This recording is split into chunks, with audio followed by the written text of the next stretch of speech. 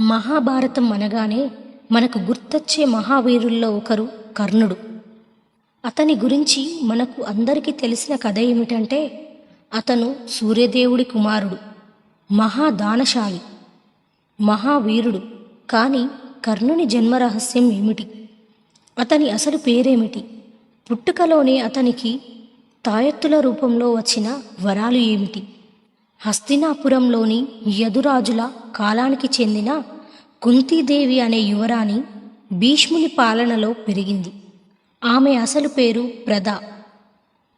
కుంతీదేవి గౌతమ మహర్షి తన శిష్యుడిగా ఉండే దుర్వాస మహర్షికి తన గృహంలో ఆతిథ్యమిచ్చేది. దుర్వాస మహర్షి తన సేవలు చూసి ఆమెకు ఒక శక్తివంతమైన మంత్రాన్ని ఇచ్చాడు. ఈ మంత్రాన్ని జపించి ఏ దేవుణ్ణి పిలిచినా ఆయన నీకు సంతానం వరంగా ఇస్తాడు అని చెప్తారు. ఈ మంత్రశక్తిని పరీక్షించాలనే ఉత్సుకతో కుంతి సూర్యదేవుణ్ణి పిలిచింది. సూర్యుడు ప్రత్యక్షమై ఆమెకు ఓ పుత్రుడిని వరంగా ఇచ్చాడు. అయితే ఇక్కడే కుంతీదేవికి ఒక సమస్య ఎదురైంది.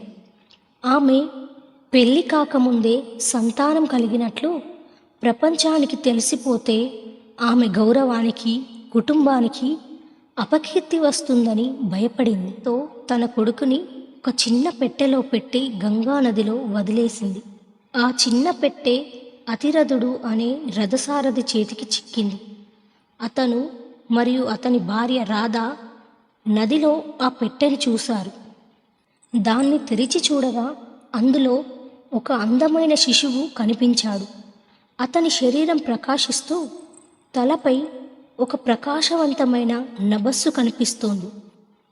ఆ శిశువుని అతిరథుడు, రాధ వాళ్ళ సంరక్షణలోకి తీసుకున్నారు. తమ సంతానం లేని బాధను ఈ శిశువు భర్తీ చేస్తాడని భావించి తన కొడుకుగా పెంచుకున్నారు. ఈ శిశువు ఎవరో తెలియకపోయినా అతనికి విజయుడు అనే పేరు పెట్టారు. కానీ అతని శరీరంపై స్వయంగా అమర్చిన బంగారు కవచకుండలాలు చూసి అందరూ ఆశ్చర్యపోయారు. ఈ బంగారు కవచం వల్ల అతని తల్లిదండ్రులు అతనికి కర్ణుడు అనే పేరు పెట్టారు. కర్ణ అంటే కవచంతో జన్మించినవాడు అని అర్థం. కర్ణుడు ఎంతో తెలివైనవాడు, శూరుడు. కానీ అతను సామాన్య కులానికి చెందినవాడుగా భావించబడ్డాడు. అందుకే అతను ద్రోణాచార్యుడి వద్ద విద్యను అభ్యసించలేకపోయాడు. కానీ కర్ణుని లక్ష్యం తన తండ్రి సూర్యునితో సమానమైన వీరుడు కావడం.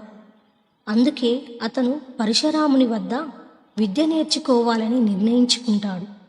పరశురాముడు క్షత్రియులను ద్వేషించేవాడు కాబట్టి కర్ణుడు తాను బ్రాహ్మణుడిని అని చెప్పి అతని వద్ద విద్యని అభ్యసించాడు.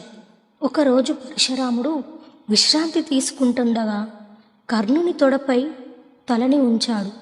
అప్పుడు ఒక పెద్ద దోమ కర్ణుని తొడను కాటువేసింది.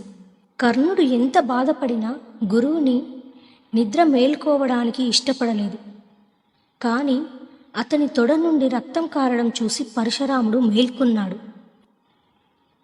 అప్పుడు పరశురాముడు, నీకు ఇంత సహనమా? బ్రాహ్మణులు ఇంత బాధను తట్టుకోలేరు. నువ్వు క్షత్రియుడివి అని కోపంగా అన్నాడు.